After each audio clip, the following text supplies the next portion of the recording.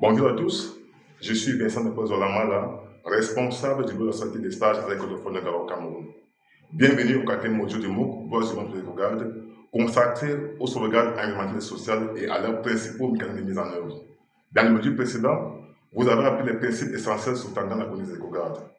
Vous avez également acquis des connaissances sur les droits humains, les relations avec la conservation de la nature et comment respecter et protéger les droits des peuples autochtones, des communautés locales et des visiteurs. Enfin, vous vous êtes familier avec l'utilisation des droits humains dans les pratiques liées et à des situations spécifiques d'application de la loi de la conservation. Le présent module met l'accent sur la relation entre les droits humains et la conservation de la nature en introduisant un concept complémentaire de sauvegarde environnementale et sociale. Il est essentiel de bien comprendre ce sauvegarde pour garantir que les efforts de conservation protègent non seulement la biodiversité et les écosystèmes, mais aussi les droits, le bien-être et la participation des peuples autochtones et des communautés locales. À la fin de ce module, vous aurez atteint l'objectif d'apprentissage suivant. Comprendre ce que sont les sauvegardes environnementales et sociales et leur articulation avec les droits humains. Savoir comment appliquer les sauvegardes environnementales et sociales à la conservation de la nature. Être sensibilisé au processus de consentement libre et informé préalable, CLIP, et aux mécanismes de gestion des plaintes. Être sensibilisé aux sauvegardes sociales dédiées à la protection des sauvegardes. Être capable de transférer vos connaissances à des situations concrètes et d'adopter des comportements appropriés. Le module est organisé de la manière suivante.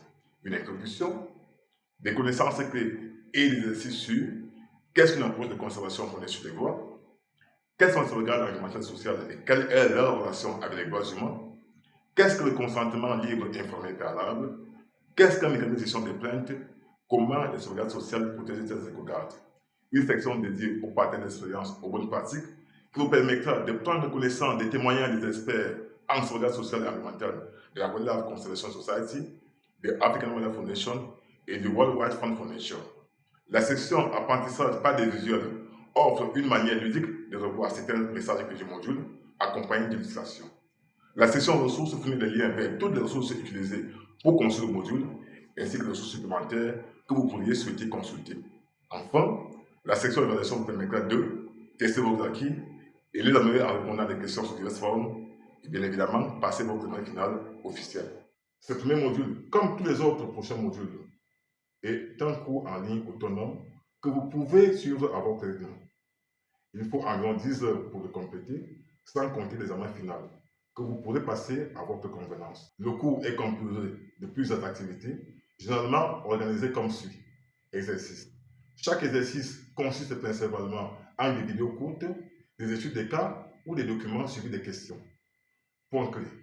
Il fournit des réponses aux questions, sauf celles spécifiques à votre contexte, et récapitule les informations essentielles pour l'examen final.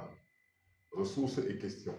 Ces éléments sont conçus pour guider votre apprentissage et vous aider à retenir et contextualiser les connaissances. Nous attirons votre attention sur quelques points importants. Les réponses aux exercices sont pour votre réflexion personnelle et ne doivent pas être partagées ou évaluées par l'équipe de formation. Il peut être nécessaire de revoir des vidéos pour bien comprendre les consignes.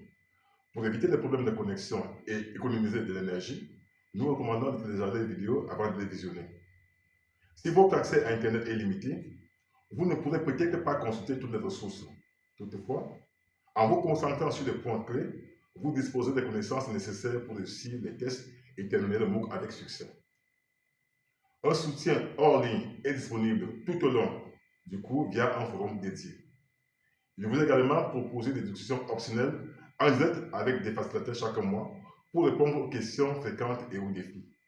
Si vous ne pouvez pas y assister, les enregistrements seront accessibles. En ce qui concerne l'examen final, il sera réalisé sur la plateforme du MOOC et sera formellement évalué.